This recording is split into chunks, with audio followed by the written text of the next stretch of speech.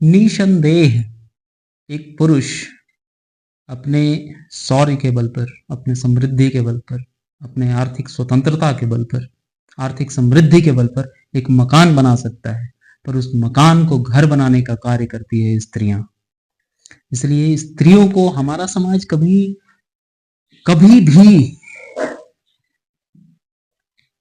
कभी भी छोटे स्तर का अपने से कम समझा ही नहीं है। हमारे समाज में, सनातन संस्कृति में स्त्रियों का बड़ा ही आदर है। और मैं स्त्रियों का बखान इसलिए कर रहा हूं क्योंकि हमारी कहानी की जो श्रृंखला है वो चलते चलते ऐसे कहानी के पास पहुंच गई है, हमारा पड़ाव जैसे कहानी के पास में आकर के रुका है, जहां पे ऐसी चर्चा स्वाभाविक रूप से हो ही जाती है। हमारी आज की कहानी श्रृंखला है बड़े घर की बेटी। प्रेमचंद जी की लिखी हुई उत्कृष्टतम रचनाओं में से ही एक है बड़े घर की बेटी। तो इससे पहले मैं कहानी पे आऊं, कहानी के मुख्य बिंदु मैं शुरू करता हूं, आपके सामने रखता हूं। ये जो कहानी है ये सबसे पहले 1950 ईस्वी में जमाना एक पत्रिका हुआ करता था, उसी में प्रकाशित हुई थी। और सबसे मजेदार बात क्या है कि जो प्रेमचंद जी थे वो अपनी पहली हिंदी कहानी इसी से शुरू किए थे। बड़े घर की बेटी उनकी हिंदी कहानियों में से सबसे पहली कहानी है। उसके पहले वो कहानी लिखा करते थे पर उर्दू में लिखते थे, नवाब राय के नाम से लिखा करते थे। पर बड़े घर की बेटी उनकी हिंदी कहानी का सबसे पहला कहानी है। ये जो कहानी है बड़े घर की बेटी, एक ऐसी बेटी की कहानी है जो बहू बन करके जब अपने ससुराल में जाती है तो वहां कुछ ऐसी स्थिति उत्पन्न हो जाती है कि घर टूटने पर हो जाता है, पर नायिका की सूझबूझ, सहनशीलता, सादगी, परिवार को एकजुट रखने की क्षमता, इन सब से वो अपने टूटते परिवार को बचा लेती है। कहानी का जो शुरुआत है उसमें जितने भी पात्र हैं, इसके जितने भी कैरेक्टर्स हैं, कैरेक्टर्स का एंट्री से शुरू होता है। और सबसे बड़ा एंट्री जो कहानी की नायिका के नायक हैं, श्रीकंठ उनका नाम है, उनका विस्तृत इंट्रोडक्शन है। और उसके बाद में उनकी पत्नी, बड़े घर की बेटी जो नायिका है, उनका नाम आनंदी है। कहानी वैसे तो आज के परिप्रेक्ष्य में भी ऐसा आपको लगेगा, कहानी जब आप कहानी में बने रहोगे, कहानी के थ्रू जाते रहोगे, आपको ऐसा लगेगा कि ये जो चीज है, ये जो बातें लिखी गई थी उस कालखंड में, वो उनकी जो रचनाकार हैं उनकी दूरदर्शिता को दर्शाता है। समाज में जो उस वक्त हो रहा था, क्या आज की स्थिति में कुछ सुधार हुआ है या वैसा ही है? ये कहानी सुनने के बाद, समझने के बाद आप खुद इसका निर्णय कर पाओगे। तो कहानी का विस्तार होता है, पहले पार्ट में इंट्रोडक्शन हो गया। इंट्रोडक्शन होने के बाद में जब कहानी विस्तार की प्रक्रिया शुरू होती है तो कहानी विस्तार बस इतना सा ही बात पर है कि जो नायिका है आनंदी, इसका एक देवर है, वो खाने को लेकर के विवाद होता है। दाल में घी उसका नहीं पड़ता है क्योंकि घी खत्म हो जाता है, और वहीं से फिर कथा का विस्तार होता है। ये कहानी भारतीय नारी की मर्यादा तथा सद्व्यवहार की कहानी है। लेखक ने पात्रों और पात्रों के चित्रांकन में अपनी कुशलता का परिचय दिया है। प्रेमचंद जैसे बड़े रचनाकार की बात हो रही है, छोटे मोटे रचनाकार की बात नहीं है। तो स्वाभाविक सी बात है कि उनका एक एक शब्द बहुत ही कर्णप्रिय होता है और बहुत सीख देने वाला होता है। पारिवारिक संगठन तथा एकता का दायित्व गृह स्वामिनी का होता है, जिसका आनंदी, जो इस कहानी की नायिका हैं, अत्यंत कुशलता से निर्वाह करती है। कहानी की भाषा सहज सरल हिंदी है, उर्दू है, अंग्रेजी भी कहीं कहीं इसमें प्रयुक्त हुआ है।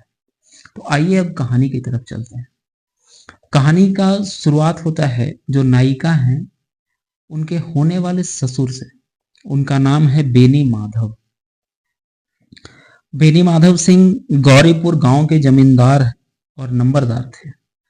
उनके पितामह किसी समय बड़े धन धान से संपन्न व्यक्ति थे।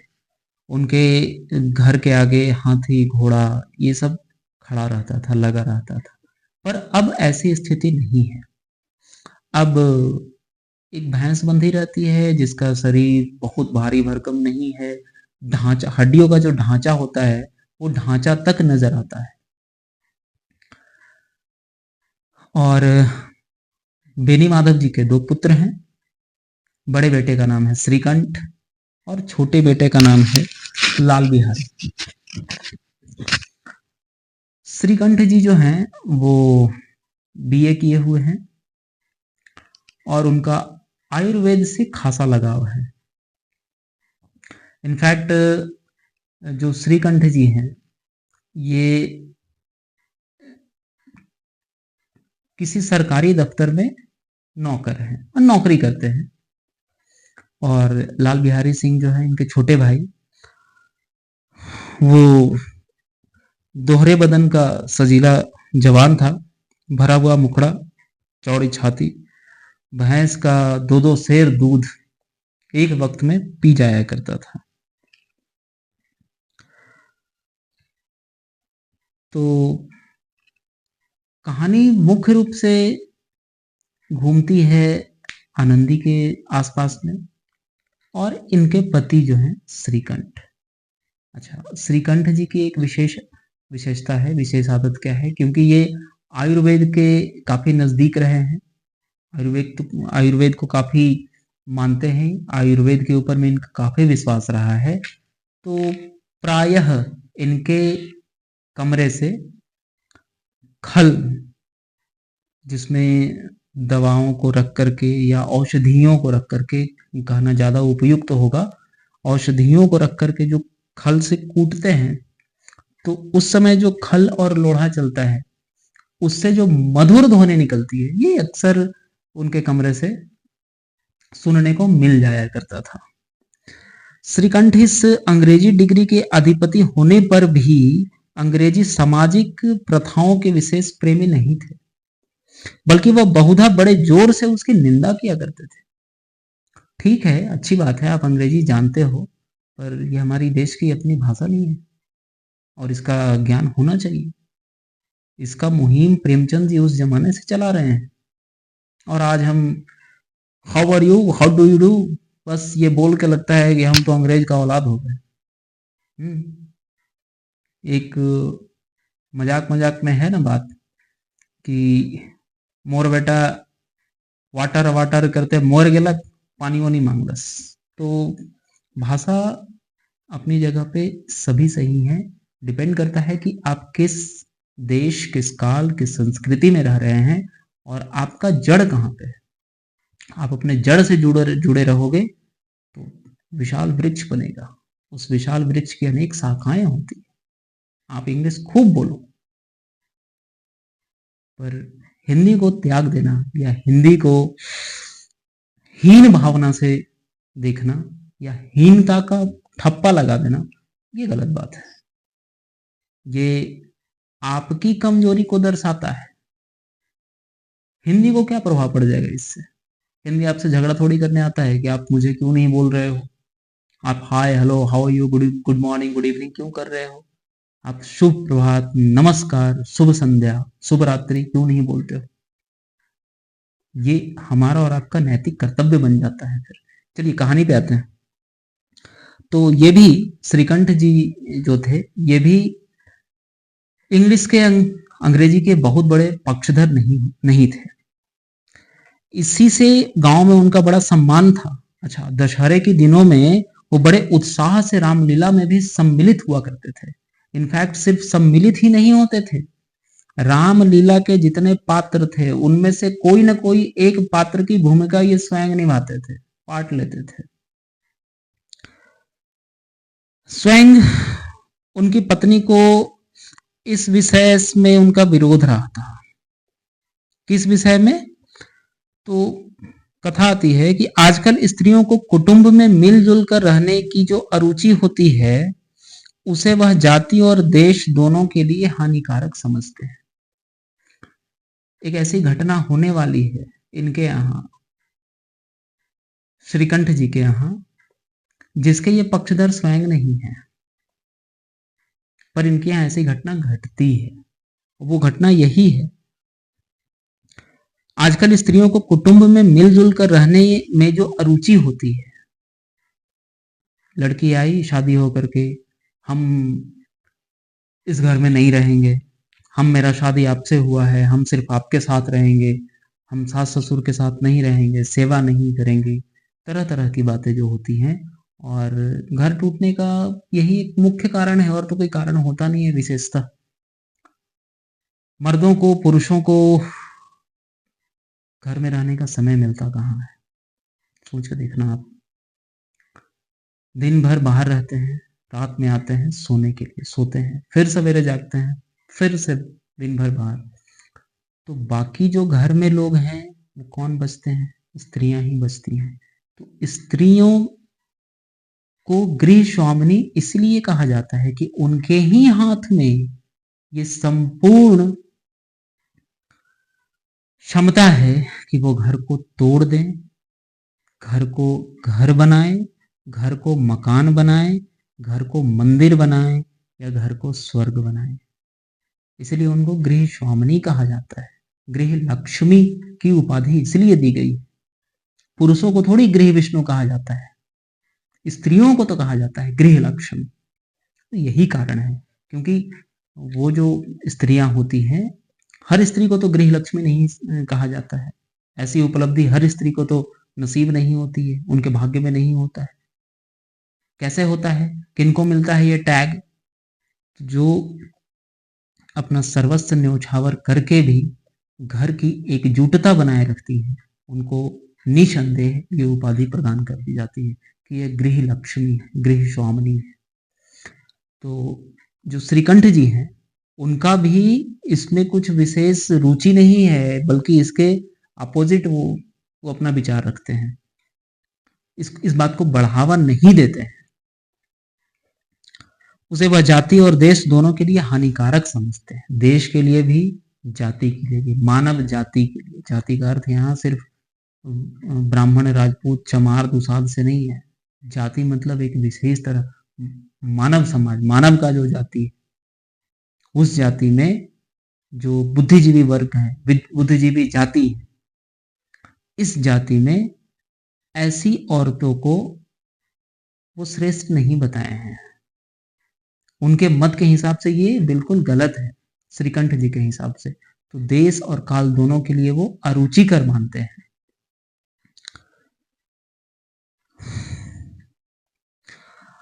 अब आनंदी जो है एक बड़े उच्च कुल की लड़की थी। उनके पिता का नाम था भूप सिंह, जो कि एक छोटी सी रियासत के ताल्लुकेदार थे। विशाल भवन, एक हाथी, 3 कुत्ते, बाज, बहरी, ये सब सारे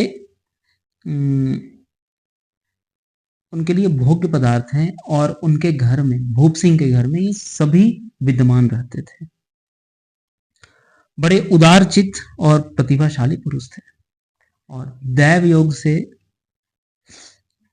उनकी संतान जो थी, उनकी संतानों में सभी संतान लड़कियां थी, और ये गिनती 7 नंबर तक जाती है। और ईश्वर की बड़ी कृपा से सातों के सातों जीवित हैं।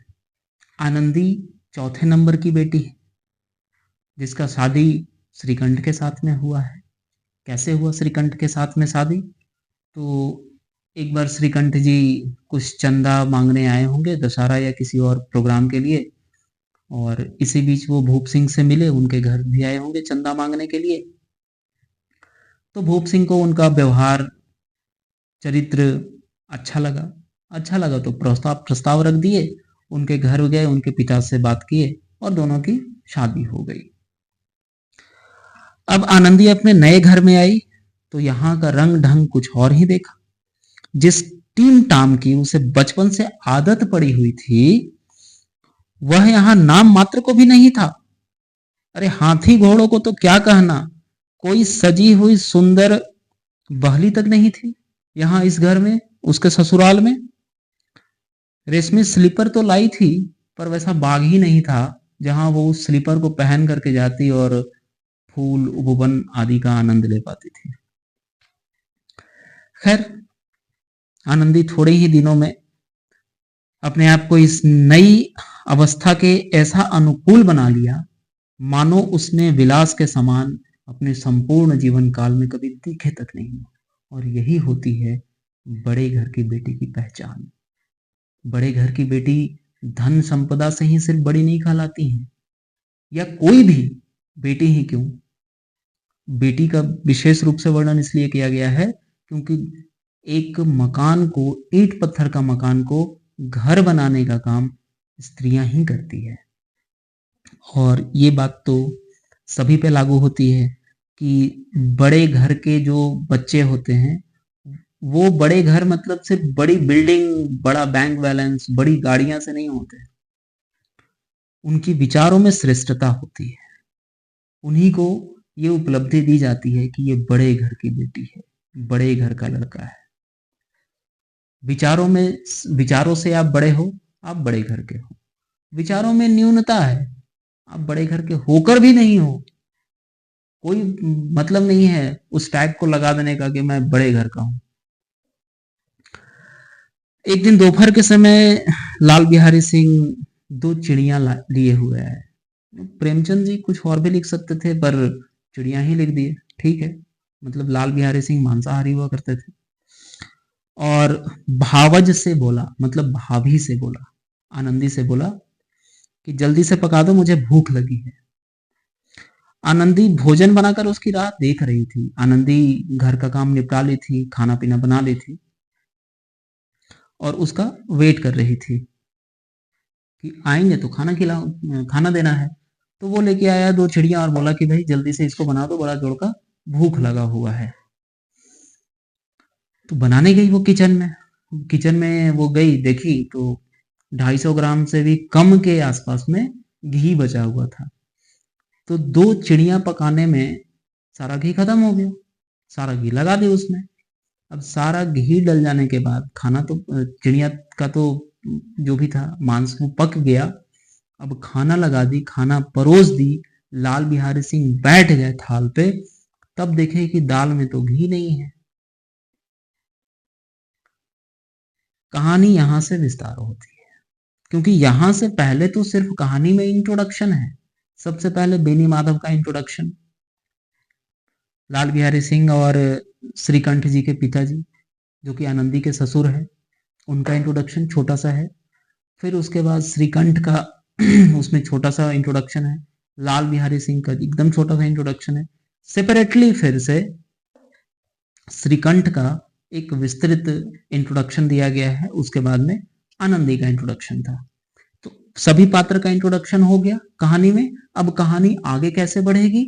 तो कहानी आगे यहीं से बढ़ती है कि जो देवर जी हैं लाल बिहारी सिंह, वो भाभी से खाना मांगते हैं, दो चिड़िया लेके आते हैं। वो सारा घी जो कि 250 ग्राम से भी कम था, वो दो चिड़िया का मांस बनाने में लगा देती है, खाना परोसती है। और लाल बिहारी सिंह देखते हैं कि मेरे दाल में तो घी नहीं है। तो वहीं से कहानी का विस्तार होता है। तो लाल बिहारी सिंह देखे कि दाल में घी नहीं है, तो पूछे कि मेरे दाल में घी क्यों नहीं है? तो आनंदी भी जवाब दी कि भाई थोड़ा सा घी था, 250 ग्राम से भी कम था, 150 था, 200 था, पता नहीं, वो सारा मांस पकाने में लग गया, तो हम दाल में घी कहाँ से डालते। तो लाल बिहारी सिंह को ये चुभा कि लड़की हो कि स्त्री होकर के जवाब दे रही है, ये क्या बात हुई। तो बात इतना बढ़ गया था, इनफैक्ट बात कोई बड़ा नहीं था, बट लाल बिहारी सिंह अपने अहम पे इसको इतना ज्यादा ले लिया, सिर्फ ये सोच करके कि मेरा बात का प्रति उत्तर कैसे मिल गया हमको। तो वो ऐसे हाथ बढ़ाया, उसका हाथ में खड़ा हुआ आया और उसको फेंक के मारा आनंदी की तरफ। तो आनंदी अपना हाथ बीच में लाई, नहीं तो उसका सर फट सकता था। ये तो घटना घट गई। अब इस घटने के बाद आनंदी अपने कमरे में चल गई, कोप भवन में चल गई। हाँ, ये जब घटना घट रहा था तो उसके पिताजी भी आए थे। फिर जो लाल बिहारी सिंह थे, वो बेनी माधव जो उनके पिताजी हैं, उनको भी विस्तृत घटना का जानकारी दे दी। तो फिर दोनों अलग अलग हुए। भाभी जो थी आनंदी, वो अपने कमरे में गई, ये अपने कमरे में चले गए। दृश्य यहाँ खत्म हो जाता है। श्रीकंठ जी जो हैं वो दूसरे शहर में सरकारी नौकर हैं। वो हर एक शनिवार को आते हैं, हर एक शनिवार को आते हैं अपने घर में। तो अभी गुरुवार की घटना थी, शुक्रवार और शनिवार 2 दिन। तो आनंदी को 2 दिन लगा, 2 युग के समान। ऐसे कहा जाता है ना कि आप जब किसी की प्रतीक्षा कर रहे होते हो, बहुत मन से किसी को चाह रहे हो, किसी भी चीज के लिए प्रतीक्षा हो, किसी व्यक्ति विशेष का हो, कोई रिजल्ट का हो, कोई गाड़ी का हो, कोई पैसा का हो, किसी भी चीज का प्रतीक्षा कर रहे हो आप, और उस प्रतीक्षा में लगा हुआ एक एक सेकंड एक एक साल के बराबर कटने लगता है। वही स्थिति यहाँ था। आनंदी प्रतीक्षा कर रही थी कि उनके पति आएंगे तो सारा शिकायत करेगी, सारा शिकायत करेगी, लाल बहादुर को डटाई होगा या जो भी कुछ होगा होगा। दोनों में अहम की लड़ाइयां चल रही है। तो ठीक शनिवार को आए श्रीकंठ। तो उनको तो ये सब घटना का जानकारी नहीं था। तो श्रीकंठ जब आए, फिर कमरे में गए, आनंदी को देखे तो बोले कि अरे क्या बात है भाई, तुम इतना उदास हो। वो मुखमंडल की जो हंसी है, जो लालिमा है, वो दिखाई नहीं दे रही है। क्या बात हो गई है? किसी ने कुछ कहा, किसी ने कुछ करा, क्या हुआ बताओ। तो स्त्रियों का एक स्वभाव होता है, नहीं नहीं कुछ नहीं कुछ नहीं। पर अनुरोध करने पर वो बोली कि मुझसे क्या पूछते हो, जाओ अपने भाई से पूछो। तो बेनी माधव को थोड़ा सा अटपटा लगा कि भाई ये क्या बात है। तो गए अपने भाई के पास में, अपने पिता के पास में, सारा चीज का जानकारी इकट्ठा की, सब कुछ जाने समझे हुआ क्या था एक्चुअल में। तो सारा घटना विस्तार पूर्वक बता दिया गया, उनके सामने रख दिया गया। अब बेनी माधव के सामने पहुंच गए श्रीकंठ, आंख लाल लाल करते हुए कि भाई यहां तक का घटना हो गया, कल का छोकरा का इतना हिम्मत, इतना साहस बढ़ गया कि वो घर में रहेगा तो घर की स्त्री को स्त्री नहीं समझेगा, कोई रिश्ते का मर्यादा नहीं है, कुछ भी बोल देगा, कुछ भी फेंक के मार देगा। ये कोई तरीका है? बहुत गुस्सा हो रहे थे श्रीकंठ जी। तो अपने पिताजी के पास गए और पिताजी के पास जाकर के ये सब चीज बोल रहे थे। तो चूंकि संस्कारी तो थे ही, अपने पिता के सामने कभी ऊंचा आवाज में बोले तक नहीं थे, और वहां जाकर के गरज रहे थे उस समय। तो बेनी माधव को भी अटपटा सा लगा, सख्ते में आ गए वो भी, यार ये क्या हो रहा है भाई आज घटना। सहम गए वो भी, उनका गुस्सा और क्रोध देख करके। तो जब श्रीकंठ थे, अपना चिल्लाए जा रहे थे, बरसे जा रहे थे। उनकी क्रोध की अग्नि प्रचंड रूप से प्रखर हो रही थी उस समय। तो ऐसा होता है घटना ना कि यदि आपके यहाँ लड़ाइयाँ हो रही हैं, तो देखने वाले अपने आप आ जाएँगे। उनको आपको निमंत्रण देने का आवश्यकता नहीं पड़ता है। और ये घटना आज तक होती है कि नहीं हमारे यहाँ, हमारे समाज में? अगर हमारे घर में लड़ाई हो रही है, तो आस-पास के लोग को निमंत्रण देने की आवश्यकता नहीं है, वो आ जाएँगे। और ना बल्कि आते हैं, कुछ तो इतने मिलनसार पड़ोसी होते हैं कि आकर के उस लड़ाई में आग में घी डालने का भी काम करते हैं। तो वैसे ही उनके जो आसपास के लोग थे, किसी न किसी बहाने से बैठक में आकर के बैठ गए और मजा लेने लगे कि भाई क्या लड़ाई हो रहा है, आज देखें जरा। अब बात यहाँ तक बढ़ गई थी कि श्रीकंठ जी अपने पिता से बोल बैठे कि इस घर में या तो लाल बिहारी सिंह रहेगा या तो मैं रहूंगा। निर्णय आपका है। आप अगर हमको बोल देते हैं कि तुम चल जाओ, हम चल जाते हैं। और यदि चाहते हैं आप कि मैं इस घर में रहूं, तो आपको उसको यहाँ से हटाना पड़ेगा। अब 4 आदमी बैठा हुआ है, सुन रहा है। बेनी माधव वहां पे दिमाग से काम लिए, वो चुप हो गए, कोई उत्तर नहीं दिए। सिर्फ इतना ही बोले कि बेटा तुम समझदार हो, चलो उससे तो भूल हो गई, मैं मान लेता हूँ। बाकी तुम तो समझदार हो, तो तुम समझदारी से काम लो। घर की बात है, समझदारी से काम लो, समझदार बनो। और इससे अधिक वो विशेष कुछ नहीं बोले।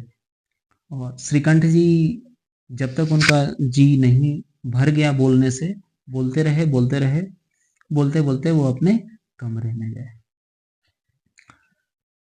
यहां तक बोल दिए थे कि आज के बाद से हम उसका मुंह तक नहीं देखेंगे, बस आपके निर्णय का देरी है, या तो वो रहेगा या तो हम रहेंगे। और ठीक जब ये स्टेटमेंट डिलीवर किया जा रहा था श्रीकंठ के द्वारा, तो लाल बिहारी सिंह इस घटना को, इस वाक्य को सुन लिए थे। सुन के तो सन्न हो गया आदमी। ठीक है, गुस्सा में जो बोल दिया, पर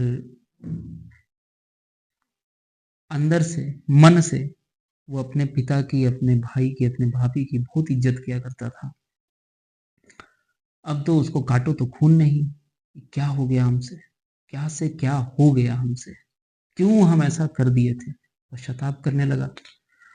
हिम्मत तो नहीं हो रहा था उसे अपने भाई के सामने आने का और भाभी के सामने आने का, पर बहुत हिम्मत जुटा करके, साहस जुटा करके वो सॉरी, वो लाल बिहारी सिंह सिर झुकाए आनंदी के द्वार पर खड़ा था।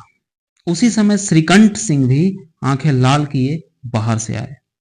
भाई को खड़ा देखा तो दूर से घृणा के कारण आंखें फेर ली, मानो उसकी परछाई से भी दूर भागना चाह रहे हों।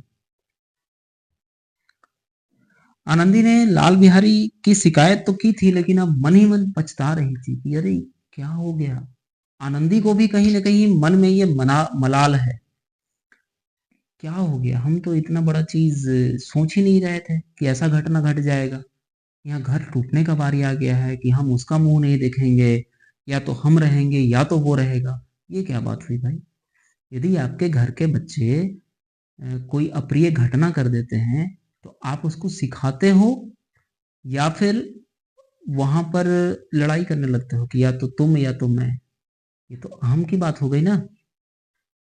अब आनंदी का जो यहाँ काम है, ये सिद्ध करता है कि वो बड़े घर की बेटी थी। तो जब आनंदी को ये आभास हो गया कि नहीं, हमसे गलती हो गई है। हाँ, घटना तो जो घटा वो सही भी नहीं था, पर अपने पति का जो रूप देखी, क्रोध देखी, तब उसको लगा कि भाई इससे बढ़िया तो हम नहीं इनके सामने जिक्र कर। ये क्या बात हुई? इसको समझाने, उसको डांटने, उसको 4 बात बोल देते, बुला करके डांट लगा देते, वो ही तरीका था। ये क्या है कि हम रहेंगे नहीं, या तो वो या तो हम, ये क्या तरीका है? तो आनंदी को यहां भी सही नहीं लग रहा था। तो जो लाल बिहारी सिंह जी थे, उनके भाई, वो बाहर से ही बोले कि ठीक है, यदि भैया मिलना नहीं चाहते हैं तो हम तो अब जा रहे हैं और कभी लौट के नहीं आएंगे। जब बोल ही दिए हैं कि मुंह नहीं देखना चाहते हैं तो ठीक है, हम जाते हैं, लौट के नहीं आएंगे। आनंदी सुनी इस बात को तो अपने पति से बोली कि भाई ऐसा कर रहे हैं, उनको रोकिए। तो श्रीकंठ जी तो क्रोध में थे। वो बोले कि नहीं, मैं नहीं रोकूंगा उसे, मैं नहीं बुलाऊंगा। तो आनंदी ने कहा कि अरे बहुत पछताओगे फिर, अभी आप क्रोध में बोल रहे हो, उन्हें बहुत ग्लानि हो गई है, ऐसा ना हो कहीं सचमुच का चल दें। श्रीकंठ नहीं उठे। तो इतने में बाहर से फिर लाल बिहारी सिंह का आवाज आता है कि भाभी, भैया से मेरा प्रणाम कह देना, वह मेरा मुंह नहीं देखना चाहते, इसलिए मैं अपना मुंह उनको नहीं दिखाऊंगा, अब मैं चलता हूं। अब इतना कह के वो लौट पड़े और दरवाजा से बाहर निकलने ही वाले थे, उतने में आनंदी का एंट्री हो जाता है। क्योंकि आनंदी नहीं आती तो घर टूट जाता, वो उधर चला जाता, वो उधर चला जाता और अंततः कोई खुश नहीं होता। आनंदी भी खुश नहीं होती क्योंकि ये पश्चाताप में जल रही है। लाल बिहारी सिंह भी खुश नहीं था क्योंकि उसका भी पश्चाताप हो गया था। श्रीकंठ भी खुश नहीं होता क्योंकि आनंदी खुश नहीं होती। और रही बात बेनी माधव की, वो तो जीते जी मर जाते, तो घर टूट जाता। अगर आनंदी उसी कमरे में बैठे के बैठे रह जाती तब। पर आनंदी स्वभाव की बहुत शालीन थी और बड़े घर की बेटी थी, उसके विचारों में श्रेष्ठता थी, इसलिए उसने श्रीकंठ के उठने और बाहर जाने का प्रतीक्षा नहीं किया, स्वयं उठ करके गई और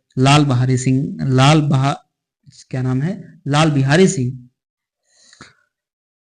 को रोका, उसका हाथ पकड़ लिया। लाल बिहारी पीछे मुड़कर देखा, आंखों में आंसू थे, बस इतना ही बोल पाया, मुझे जाने दो।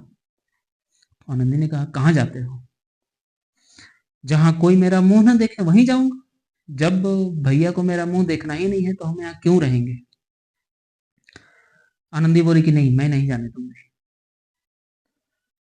लाल बिहारी ने जवाब दिया कि नहीं, मैं तुम लोगों के साथ रहने के योग्य ही नहीं। तो आनंदी को जब कोई चारा नहीं लगा कि कैसे रुकेगा, तो उसने कहा, तुम्हें मेरी सौगंध, एक कदम भी जो आगे बढ़ाया, इस घर की दहलीज को, इस घर की चौखट को तुम पार करो तो तुम्हें मेरी सौगंध है।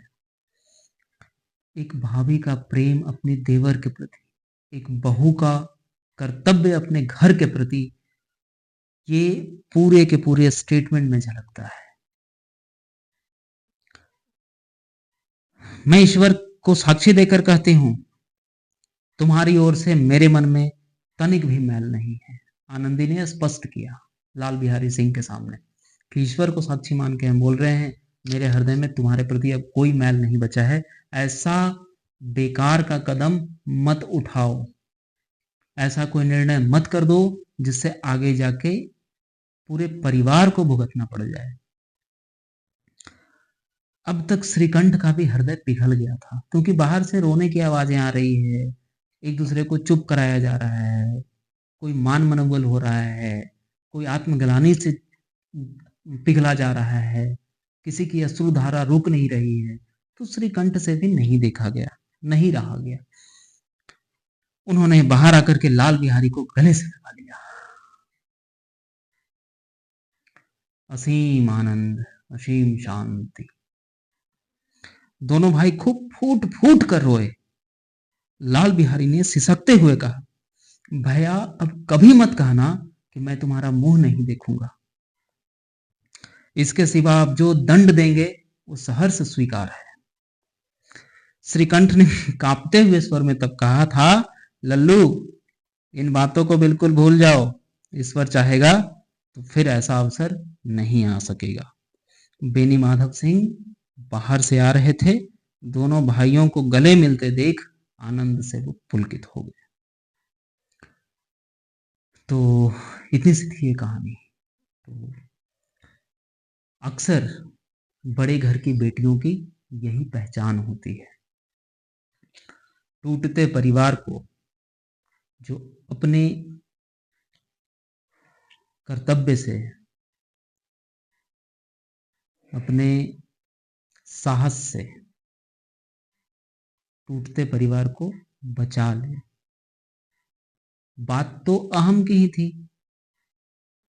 आनंदी ने अपना अहंकार निकाल करके फेंक दिया कि यदि मेरे पास अहंकार का लेश मात्र भी शेष बच गया तो ये परिवार नहीं रहेगा, और परिवार नहीं रहेगा तो हम भी नहीं रहेंगे।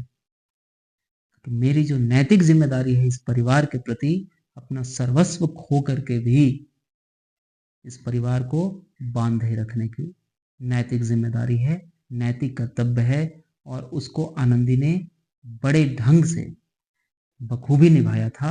इसलिए गांव वाले में भी इस बात की चर्चा थी कि आनंदी निश्चित रूप से एक बड़े घर की बेटी है।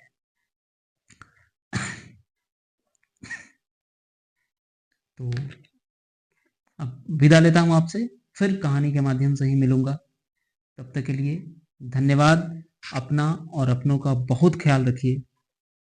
धन्यवाद।